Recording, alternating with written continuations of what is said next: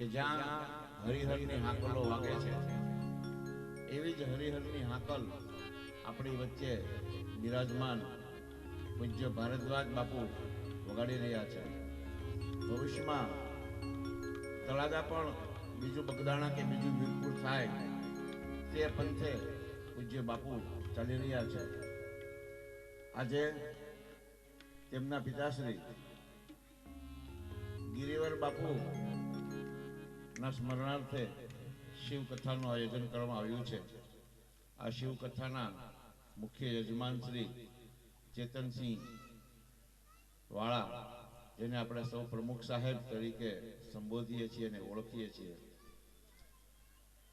ચેતનસિંહ વાળા એટલે નામ કાફી છે, તેમ છતાંય આજની જે યુવા પેઢી અને ટીનેજરો જે અભ્યાસ કરી રહ્યા છે, દીકરીઓ એક સાથે 1300 દીકરીઓ, 1100 થી વધુ દીકરા દીકરીઓ અને 600 થી વધુ બોયઝ હાઈસ્કૂલના દીકરાઓ, એટલે કે લગભગ 3.5 થી 4,000 વિદ્યાર્થીઓ ભાઈઓ બહેનોને જે ભણાવવાનું ભગીરથ કાર્ય કરી રહ્યા છે ને, તે ચેતનસિંહ છે. એ આપણી વચ્ચે આજે ઉપસ્થિત છે. તેમનું ખૂબ ખૂબ અહીંથી સ્વાગત છે. ત્યારબાદ આ કથાના બીજા મુખ્ય યજમાન સંજયભાઈ મોદી, કે જેને આપણે મોદી શેઠ તરીકે ઓળખીએ છીએ. શેઠ આમ નામ નથી થવાતું. તેઓ દ્વારા પણ તળાજાને દીકરા દીકરીઓને ભણાવવા માટે ભૂમિદાનથી લઈ અને આર્થિક સહયોગ, અહીંની ગૌશાળા હોય, કોઈ દીકરા દીકરીઓને ભણાવવાનો હોય, કોઈને મેડિકલનો ખર્ચ હોય, આ તમામ ખર્ચ ખૂબ છુપી રીતે જે આપી રહ્યા છે ને, એ સંજયભાઈ મોદી અને તેમનો પરિવાર છે.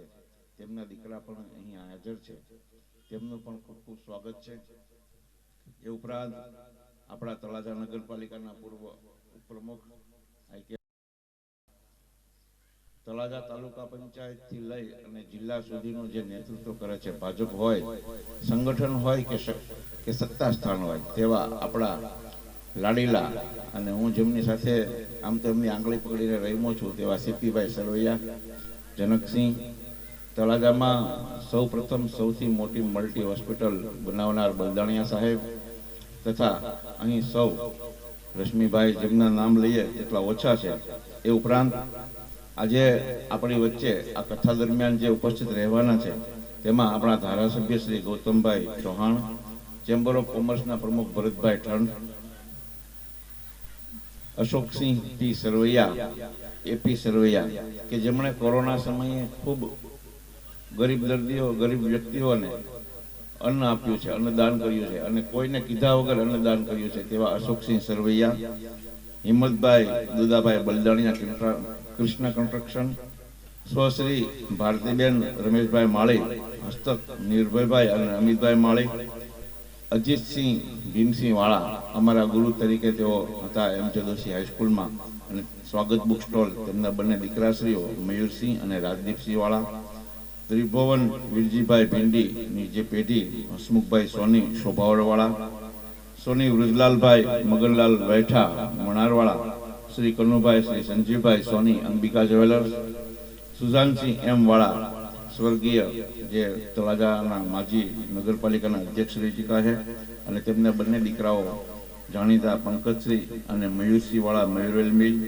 યશવંતસિંહ નટુભા રાણા મંગલમ સિલેક્શન, રાજદીપસિંહ જે તળાજા નાગરિક સહકારી બેંકના ડિરેક્ટર છે, તથા જીતેન્દ્રસિંહ રાણા, જેના ત્યાંથી પોથી યાત્રાનો પ્રારંભ કરવામાં આવ્યો છે, એટલે કે શિવ કથાનો જ્યાંથી પ્રારંભ કરવામાં આવ્યો છે તેવા વડીલ આદરણીય શ્રી પ્રવીણસિંહ ગુલાબસિંહ સરવૈયા, જે સીપી સરવૈયા અને જીપી સરવૈયા, એટલે જીપી એટલે મારા મિત્ર ઘનશ્યામસિંહ સરવૈયાના પિતાશ્રી, ડેર હિતેશભાઈ લુણસિંહભાઈ આહિર, રાજ ઓઇલ મિલ, શિવરંજની પાર્ક, સ્વ જીતુભાઈ રતિલાલ મહેતા, હસ્તે શ્રી પારસભાઈ અને નીતિનભાઈ મહેતા, સ્વ મગનભાઈ માવજીભાઈ સગર બરફવાળા, હસ્તે અશોકભાઈ અને જગદીશભાઈ, સુરપાલસિંહ જાડેજા શિવ હોટલ. આ તમામ તથા અહીં જે ઉપસ્થિત છે મારા ભાઈઓ, બહેનો, માતાઓ, આ તમામનું ખૂબ ખૂબ શિવકથાના મંચ પરથી સ્વાગત છે. આ શિવકથા ગિરિવર બાપુના સ્મરણાર્થે યોજવા જઈ રહી છે, ત્યારે બાપુના કથાના વક્તા પૂજ્ય શ્રી ભારદ્વાજ બાપુના માતાશ્રી તેમને કુમકુમ તિલક કરી અને કથાનો પ્રારંભ કરાવશે. આ કથા વાલમ ચેનલ ઉપર લાઈવ આપ નિહાળી શકો છો. દેશ અને દુનિયા આ કથાને મોબાઈલના માધ્યમથી અને વાલમ ચેનલના માધ્યમથી નિહાળી રહ્યા છે. આ કથાનું લાઈવ પ્રસારણ દરરોજ થશે. દરરોજ 3.5 કલાકે કથાનો પ્રારંભ થશે અને કથા દરમિયાન જે કાંઈ શિવ ચરિત્ર અને શિવના જીવન વિશે જે કાંઈ એમની જીવનલીલા હશે તે અહીં ભજવવામાં આવશે. તેમના પ્રસંગો અને તેમને બાપુના વક્તા સ્થાને રસપાન કરવામાં આવશે. તો પૂજ્ય બાપુના માતુશ્રીને વિનંતી કરું કે કુમકુમ તિલક કરી અને કથાનું રસપાન કરાવે. બાપુ, જય શિવ શ્રી.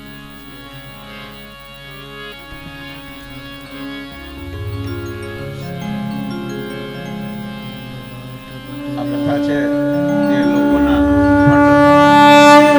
ચાલી રહી છે, લોકોના આર્થિક સહયોગથી. જેમ બગદાણા, વીરપુર કે મોગલધામ છે અને ત્યાં પણ લોકોના આર્થિક સહયોગથી જ અન્ન ક્ષેત્ર હોય કે અન્ન ધાર્મિક કાર્યક્રમો હોય, આ બધું જ લોકોના સહયોગથી ચાલી રહ્યું છે. ત્યારે આ કથા દરમિયાન સૌ પ્રથમ વખત જ અશોકસિંહ સરવૈયા, એપી સરવૈયા દ્વારા 11,000 રૂપિયાનું રોકડ આર્થિક દાન આપવામાં આવી રહ્યું છે. તેમને આપણે સૌ તાળીઓથી વધાવશું. કથાના પ્રારંભે જ 11,000 રૂપિયાનું કુમકુમ તિલક કરવામાં આવ્યું છે. ખૂબ ખૂબ ધન્યવાદ. હવે કથાનો દોર જે બાપુ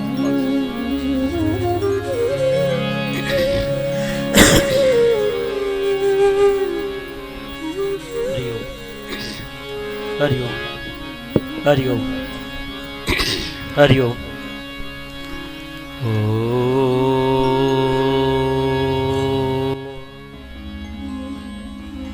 ગંગણપતયે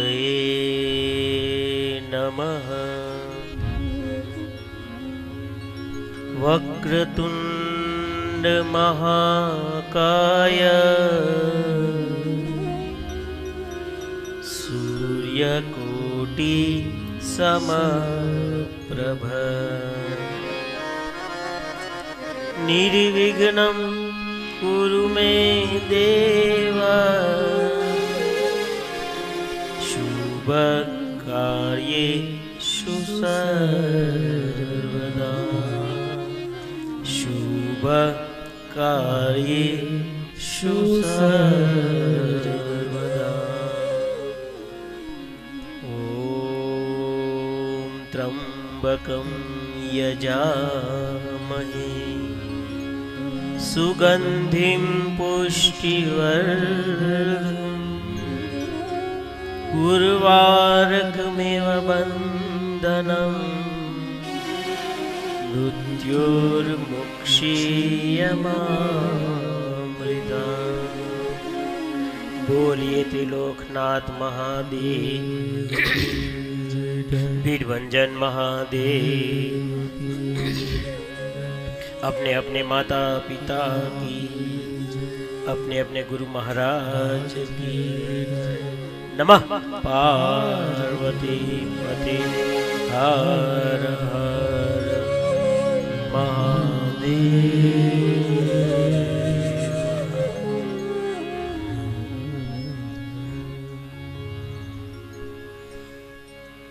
ओम नमः शिवाय.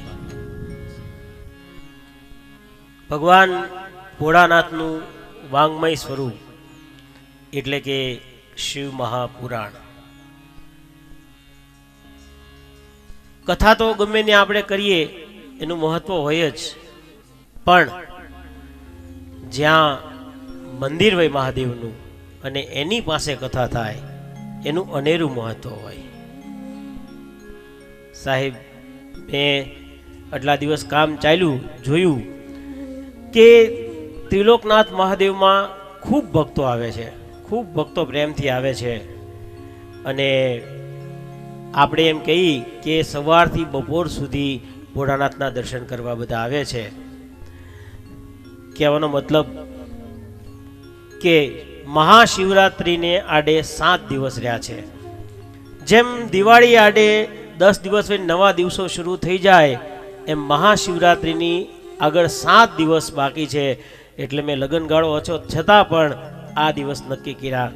કેમ કે આપણે નવા દિવસોમાં જેમ સારા સારા કપડાં પહેરીએ, સારી સારી વસ્તુ વસાવીએ, એમ શિવનો સૌથી મોટો કોઈ તહેવાર હોય તો એ છે મહાશિવરાત્રિ. આપણે 7 દી મહાશિવરાત્રિના એક એક પ્રસંગ લેશું, મહાશિવરાત્રિ વિશે વાત કરશું, પૂજા કેમ કરવી, શું ચડાવવું શું ન ચડાવવું. ટૂંકમાં આપણે શિવમય શિવ શિવ શિવ શિવત કરવાનું છે. પ્રમુખ સાહેબે કીધું કે બાપુ આપણે પ્રેમથી કથા જ કરવાની છે, મારું નામે નહીં બોલતા કાંઈ. પ્રમુખ સાહેબ, કોઈનું નામ આપણે બોલવાનું જ નથી, પ્રેમથી કથા જ કરવાની છે. પણ સાહેબ એક વસ્તુ તો કહી દઉં કે મહાદેવ એક એવા દેવ છે ને કે જે આપે ને ત્યારે કોઈ દી સિબિલ નથી જોતા. આપણે બેંકવાળા કેમ ગમે ત્યાં લોન લેવા જઈએ તો સિબિલ જોવે કે ભાઈ આગળ શું છે ને પાછળ શું છે ને. પણ મહાદેવ એક એવા દેવ છે જે કાંઈ આગળ પાછળનું નથી જોતા. એને ખબર હોય કે આ વ્યક્તિને હું વરદાન આપીશ એટલે એ વ્યક્તિ આનો ગેરઉપયોગ કરશે. જેમ આપણને ખબર હોય કે આને પૈસા આપીશ તો આ પૈસાનો ગેરઉપયોગ કરશે એટલે આપણે એને પૈસા ન આપીએ. પણ મહાદેવને ખબર હોય કે હું આને વરદાન આપીશ, આ એનો ગેરઉપયોગ કરશે. કેમ કે આ તો મહાદેવ છે સાહેબ. તન કી જાને મન કી જાને, જાને ચિત્ત કી ચોરી, ઉનકે આગે ક્યાં छिपाना, जिनके हाथ में जीवन मरण की डोरी. ઘણા મને કે બાપુ મહાદેવે મંદિરે જઈને આપણે કઈ રીતે કહેવાનું, શું કહેવાનું, આન તેન. મેં કીધું ભાઈ એને તને બનાવ્યો છે, તે મહાદેવને બનાવ્યા. જેમ સિટી સ્કેનમાં આપણે બલદણિયા સાહેબ છે, સિટી સ્કેનમાં ઊભા રહી એટલે કહી દે કે ભાઈ તમને આ કિડનીમાં તકલીફ છે કે હૃદયમાં તકલીફ છે સાહેબ. સિટી સ્કેન કોણે બનાવ્યું? માણસે. પણ સાહેબ ત્યાં મહાદેવ પાસે ઊભા રહેશો એટલે તમે 1 મિનિટમાં તમારું બધું કહી દેશે. એમ મહાદેવને તો ખબર જ હતી કે આને હું આ દેશ એટલે આનો આ ઉપયોગ કરશે, ચાહે ભસ્માસુર હોય કે પછી રાવણ હોય કે ગમે એ હોય, પણ એ તો વરદાન આપી જ દે, આપી જ દે ને આપી જ દે સાહેબ. એટલે કે દેવોના પણ મહાદેવ છે અને દાનવોના પણ મહાદેવ છે, અમીરના પણ મહાદેવ છે અને ગરીબના પણ મહાદેવ છે સાહેબ. ઠીક છે, અત્યારે બધા મોટિવેશન આપણે સ્પીકર જોઈએ છીએ, નવું નવું મોટિવેશન શીખીએ છીએ, આ બધું શીખવું જરૂરી છે, પણ મેઇન મોટિવેશન તો આ મહાપુરાણ છે સાહેબ. સૌથી મોટું મોટિવેશન તો આ મહાપુરાણ છે. સૌથી વધારે આપણને આમાંથી શીખવા મળે. ને આપણે શિવપુરાણમાં એવા કેટલાય પ્રસંગો આવશે અલગ અલગ અલગ અલગ કે જેમાં આપણને આ શીખવા માટે જ આ બધી એમને કથા કરી છે ને એમણે જ આ લીલા કરી છે. બાકી આખા જગતજનની જે માતા છે એને ન ખબર હોય કે મારે ત્યાં ન જવાય ને મારું અપમાન થશે ને આન તેન, પણ એને આપણને શીખવવા માટે આ બધું કર્યું છે કે તમને હું શીખવું અને મારું ઉદાહરણ શીખવું. એટલે કે આપણે કહીએ તો આ લીલા છે. મુખ્ય મોટિવેશન તો સાહેબ મહાદેવ જ છે અને મહાદેવનું જીવન એ જ એમનો સંદેશ છે કે આખી દુનિયાની પાસે છે, આખી દુનિયા સાહેબ, પણ આખી દુનિયા પાસે છે પણ પોતે કેટલા સાદાઈથી જીવે છે. જે આવે એ બધું આપી દે. એ શીખવે છે કે તમારી પાસે બધું જ હોય પણ સાદાઈથી જીવો. તમારી પાસે બધું જ હોય, ગમે એટલી સંપત્તિ હોય, પણ પોતે એકદમ સાદાઈથી જીવે. અને વ્યક્તિની ઓળખાણ કેટલા કેટલા ઘરેણાં પહેરે, કઈ કઈ મોટી મોટી ગાડી છે એનાથી નથી, પણ વ્યક્તિની ઓળખાણ વ્યક્તિત્વથી છે. મહાદેવે કાંઈ આપણે બધા ભગવાનને જોતા છો એટલા હાર પહેર્યા છે, મુંગટ પહેર્યા છે, મહાદેવે કોઈ દિવસ કાંઈ પહેર્યું નથી, છતાંય કેમ કોણ કહેવાય કે સૌથી મોટા દેવ કોણ? તો કે મહાદેવ. એમ સાહેબ સૌથી મોટા દેવ. વ્યક્તિએ એમની ઓળખાણ કરવા માટે મોટા મોટા ઘરેણાં કે મોટી મોટી ગાડીઓ કે બંગલા કરવાની જરૂર નથી, પણ સાહેબ એ એમના વ્યક્તિત્વ ઉપર ખબર પડી જાય કે વ્યક્તિ મેઇન કોણ છે. તો આ શિવપુરાણ ગ્રંથ સાહેબ વધુમાં વધુ તમારી સુધી હું પહોંચાડીશ. જે પ્રસંગો છે ટૂંકમાં કહીશ, પણ સૌથી મારો મહત્વનું કામ એ છે કે વધુમાં વધુ લોકો સુધી આપણે અત્યારે તો અહીંયા સાંભળીએ જ છીએ, પણ આનંદભાઈ કીધું એમ વાલમ દ્વારા અત્યારે હજારો લોકો આપણી આ કથા જુએ છે. વધુમાં વધુ શિવ ભક્તિ કેમ પ્રગટે, વધુમાં વધુ સનાતન લોકો કેમ આ મંદિરે આવતા થાય, વધુમાં વધુ ભક્તિ કેમ આવે સાહેબ. એક વાત હું કહી દઉં, કદાચ ભૂલી જાવ તો, કાલે જેમ બને એમ વધુમાં વધુ છોકરા બધા જ કૃષ્ણ છે, ગણપતિ દાદા છે, હનુમાનજી છે, જેમ બને એમ છોકરા સૌ પોતપોતાના દીકરાને કંઈક બનાવીને લાવજો. એમને અહીંયા આગળ બેસાડવામાં આવશે ને ટીવીમાં પણ વધારે વધારે દેખાડવામાં આવશે, એટલે આપણને ખબર પડે કે આ સનાતનનો પ્રચાર કેમ કરાય. સનાતન જુએ બધા એટલે બધાને કાનો બનવાય. મને એક ભાઈ કે બાપુ આજે ક્રિસમસ છે, તમે કંઈક આવવાનો છો, જવાનો છો? મેં કીધું આજે શિવરાત્રિ છે. તો મને કે ભાંગે બનતી હશે ને? અરે મેં કીધું એ શિવરાત્રિની વર્ષની 12 શિવરાત્રિ આવે. એ સાહેબ દુઃખની વાત તો એ છે કે આપણા 50% એ નથી ખબર કે વર્ષની 12 શિવરાત્રિ આવે. દર શિવરાત્રિએ સાહેબ આમાં આવશે મહાત્મ્ય એનું. આપણે દર શિવરાત્રિએ પૂજા કરીએ તો શું ફળ મળે. પણ પહેલી વાત તો તમે ધર્મના કામમાં આવો ને એટલે મગજ લઈને કોઈ આવતા નહીં, કેમ કે તો સમજાશે જ નહીં. આ બધું હૃદયથી વિચારશો તો જ સમજાશે. મગજથી વેપાર થાય પણ હૃદયથી ભક્તિ થાય. આપણે વિચારીએ કે આ શિવજીનું સ્વરૂપ હશે, આ મહાદેવ હશે, તો કોઈ દિવસ મગજમાં બેસે જ નહીં. પણ આ જ મહાદેવ છે સાહેબ, આ જ મહાદેવ છે. ત્યાં જઈને ઊભા રહો, પ્રેમથી ઊભા રહો સાહેબ. અને એક વસ્તુ તો ખાસ યાદ રાખજો કે શિવ એટલે કલ્યાણ. જ્યાં સુધી તમારામાં બીજાને કલ્યાણ કરવાની ભાવના નહીં આવે ત્યાં સુધી તમારામાં શિવ ક્યારેય વસશે નહીં, નહીં ને નહીં સાહેબ. જ્યાં સુધી બીજાનું તમને કલ્યાણ કરવાની ભાવના નહીં આવે ત્યાં સુધી તમારામાં શિવ નહીં વસે. એટલે પછી કલ્યાણ કોનું કલ્યાણ કરવાનું? પિતાએ પુત્રનું કરવાનું, પુત્રએ પિતાનું કરવાનું, સાસુએ વહુનું કરવાનું. પણ જ્યાં સુધી દૂધની તપેલી બગડેલી હશે ત્યાં સુધી તમે સારામાં સારું દૂધ લાવશો, ગમે એટલું ભારે દૂધ તપેલીમાં નાખશો, દૂધ બગડી જ જવાનું છે, કેમ કે તપેલી બગડેલી છે. એમ અંદરથી જ્યારે આપણું વાસણ મેલવું હશે ત્યાં સુધી કોઈ દિવસ આપણને કાંઈ સમજાશે નહીં, કોઈ દિવસ ઈશ્વર આપણાથી રાજી થશે નહીં. પણ એકમાત્ર મહાદેવ એવા છે કે જે રાવણને પણ આપે અને રામને પણ આપે સાહેબ. અને એકવાર પાર્વતીજીને એક સરસ વાત છે આમાં કે એકવાર પાર્વતીજીને એમ થયું કે આપણે મકાનની આ સારા સારા બધાને મકાન છે, ઘરેણાં છે, તો આપણે પણ એક આવું મકાન બનાવીએ. એટલે મહાદેવજીએ વિશ્વકર્માને કીધું કે સરસ મજાનું એક મહેલ બનાવો. અને સરસ મજાનો મહેલ બનાવ્યો છે અને વાતાવરણ અનુકૂળ, શિયાળામાં ગરમ થઈ જાય, ઉનાળામાં ઠંડો થઈ જાય. અને કુબેરજીએ ખૂબ શણગાર કરીને આખો મહેલ શણગારી નાખ્યો માતાજીને રાજી રાખવા. અને આપણે જ્યારે પણ વિધિ કરીએ બ્રાહ્મણને બોલાવવા જ પડે. એટલે બ્રાહ્મણને બોલાવવાનું કીધું તો કે બ્રાહ્મણ કોણ? તો કે સારામાં સારો બ્રાહ્મણ તો રાવણ, વિદ્વાન બ્રાહ્મણ રાવણ. એટલે રાવણને બોલાવવામાં આવ્યો અને રાવણને બોલાવીને વિધિ કરવામાં આવીને બ્રાહ્મણને પછી દક્ષિણા પણ આપવી પડે. તો કે રાવણને કીધું બોલો દક્ષિણામાં શું આપું? ત્યારે રાવણે એમ કીધું કે આ મહેલ જ મને આપી દો. તો મહાદેવે મહેલ જ એને આપી દીધો સાહેબ. એટલે કીધું કે જો ભી માંગા વોહી દિયા, જો ભી માંગા વોહી દિયા. जो भी आया भोले दर पे तेरे, जोगी आया भोले दर पे तेरे, झूलिया भर दी उनकी तूने, झूलिया भर दी उनकी तूने, भक्तन के दुख टाल दिया जी भोले बाबा, रखवाले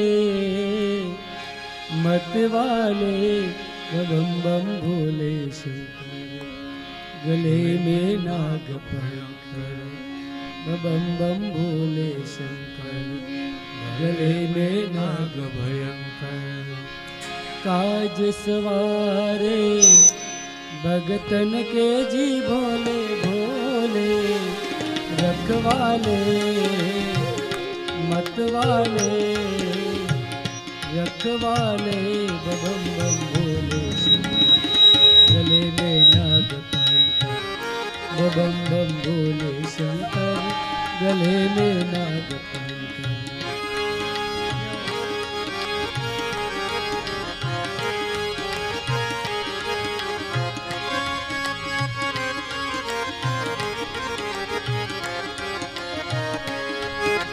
તાલી મહાદેવને વાલી. 5 મિનિટ આપણે ધૂન લઈ લઈએ.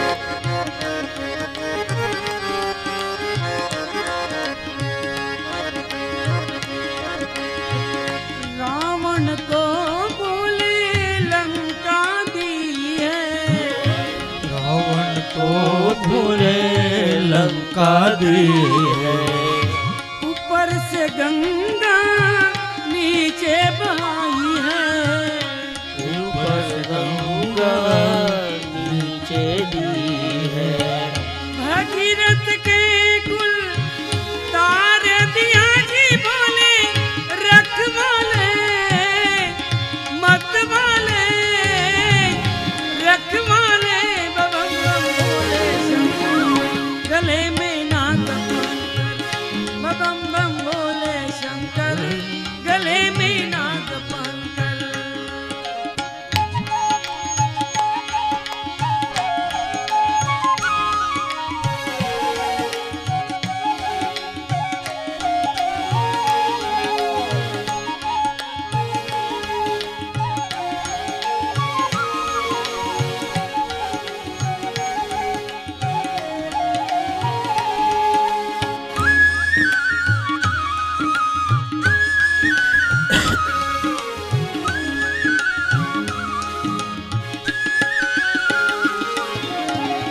भस्मासुर को बोले कंकन दिन्ना, भस्मासुर को कंकन दी है, बोले तेरा पीछा किन्ना, बोले तेरा पीछा किया,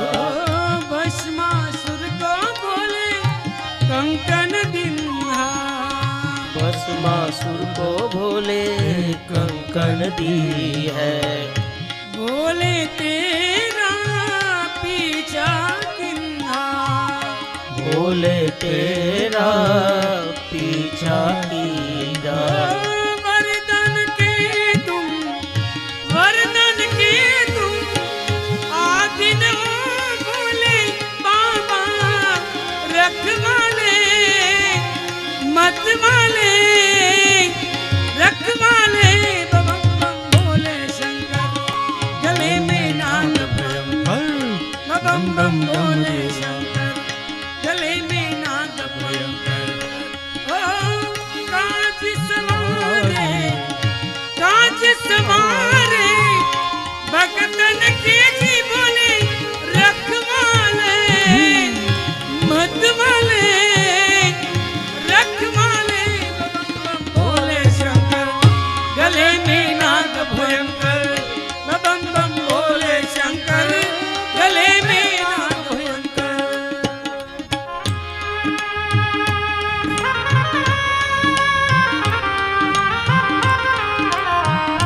जय महादेव।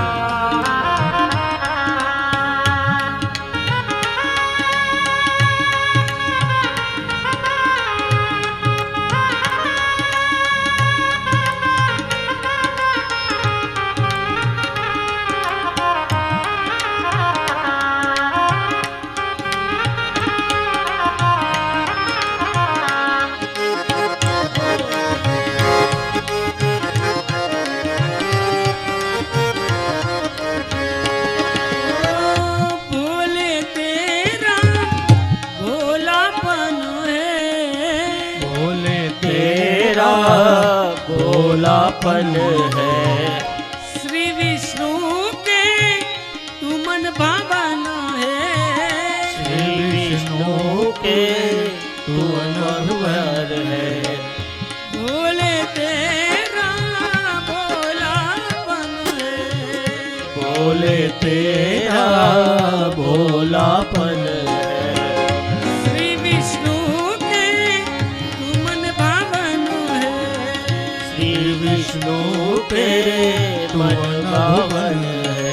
ओ देवों में देवा, देवों में देवा, देवों में देवा, तुम देव बोले रखवाले मत वाले, रखवाले बम बम बोले शंकर, गले में नाग भयंकर, बम बम बोले शंकर, गले में नाग भयंकर, बम बम बोले शंकर, गले में नाग भयंकर, बम बम बोले शंकर, गले में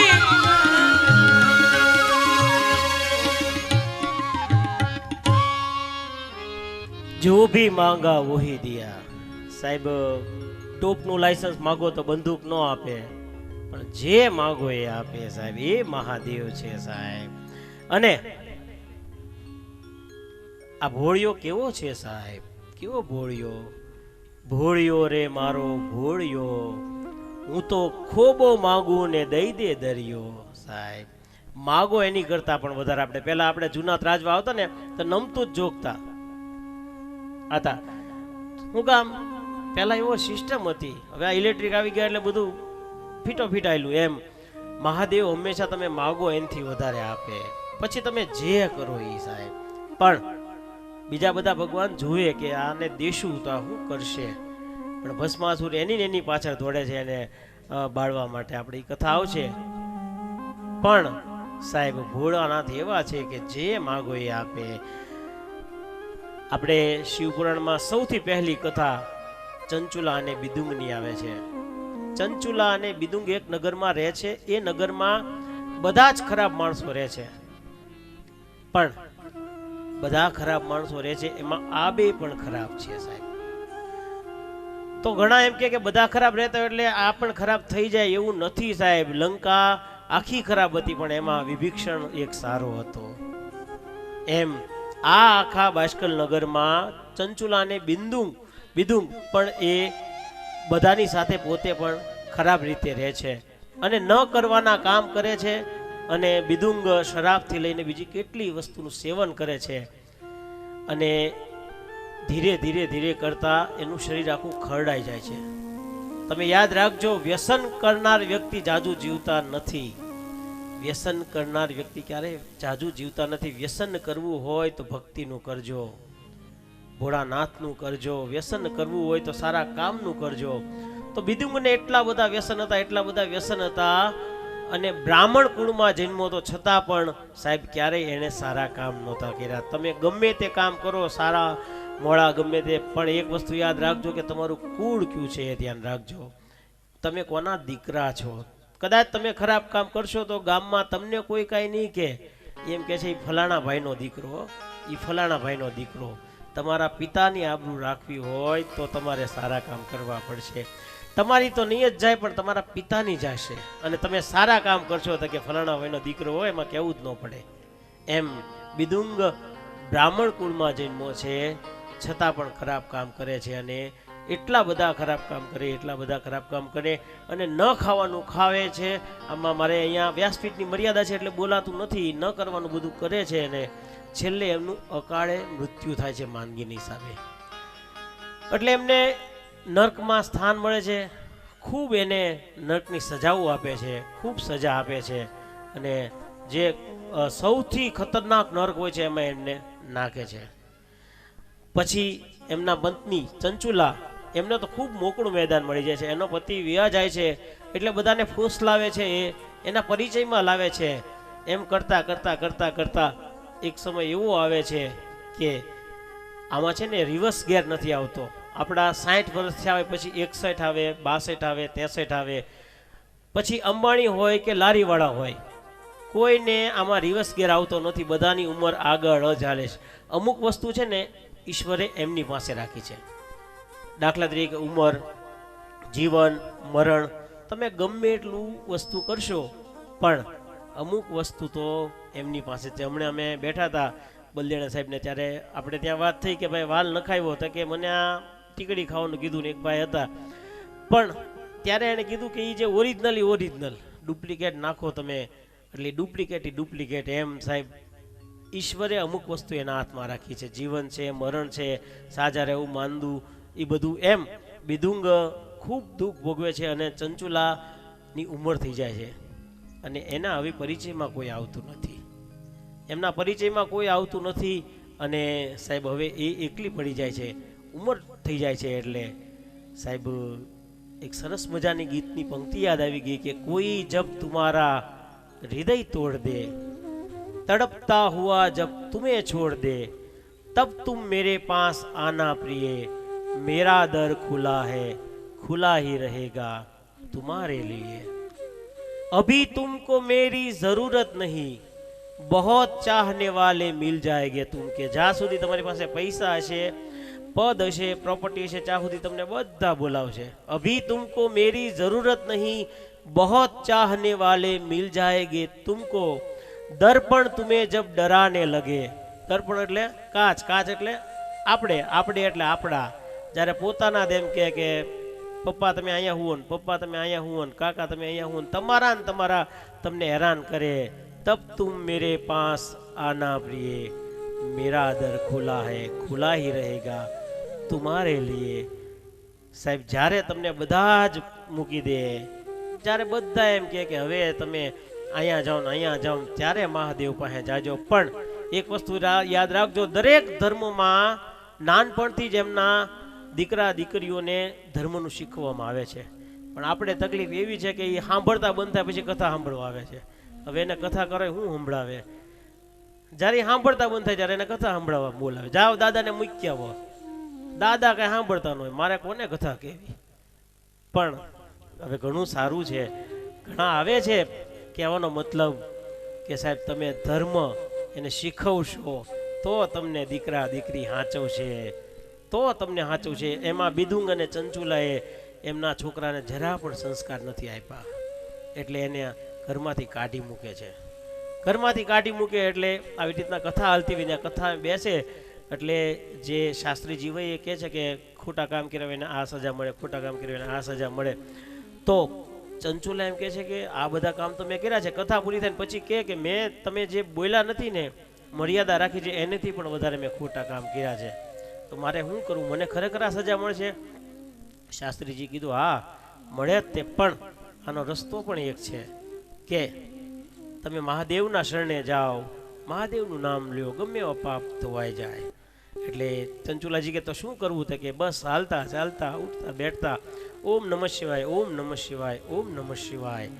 અને ચંચુલાજી હાલતા ચાલતા બેઠતા ઓમ નમઃ શિવાય, ઓમ નમઃ શિવાય આખો દિવસ પાઠ કર્યા કરે છે.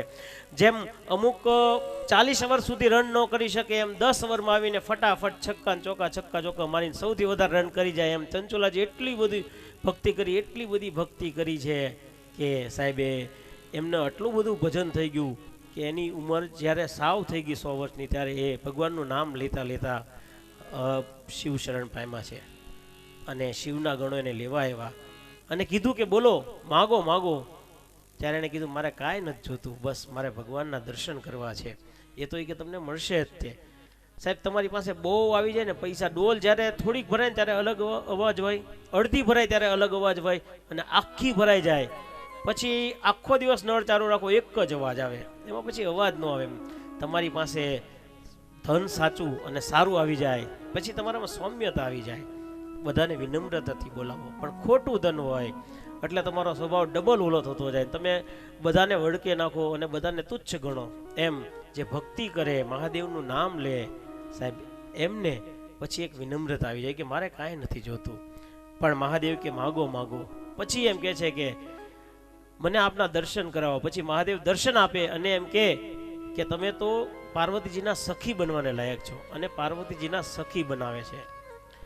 પાર્વતીજીના સખી બનાવે અને થોડા દિવસ થાય તો ચંચુલાજીનું મોઢું પડી ગયેલું હોય છે. તમે યાદ રાખજો કે પ્રેમ કોને કહેવાય? પ્રેમ એને કહેવાય કે જે બીજી વ્યક્તિ આપણી પડખે બેઠી હોય અને એના ચહેરાના હાવભાવ ફરી જાય તો આપણે એને પૂછવું પડે કે તારા હાવભાવ આજે કેમ નથી સારા. ચાહે પિતા હોય તો પુત્રએ પૂછવું જોઈએ કે પપ્પા આજ કેમ તમે ટેન્શનમાં છો? મમ્મીનું મોઢું પડી ગયું છે કે મમ્મી આ તમારું મોઢું કેમ મુરઝાઈ ગયું છે? ભાઈબંધ એને પૂછવું પડે કે આમ કેમ મુરઝાયું છે? કાંઈ પણ ન કે અને સમજી જાય, એ સાચો પ્રેમ, એ સાચો સંબંધ. એમ સાહેબ ચંચુલાજીનું મોઢું પડી ગયું ને એમ કીધું કે અહીંયા કેમ તમે આવી રીતના મોઢું પડીને બેઠા છો? તમે તો કૈલાસમાં બેઠા છો સાહેબ, કૈલાસમાં મોઢું પડી ગયું હોય, અહીંયા તો કઈ વસ્તુની કમી નથી. ત્યારે ભારતીય નારી શું કે સાંભળજો. ભારતીય નારી એમ કે મારો પતિ ક્યાં હશે, મારો પતિ ક્યાં છે?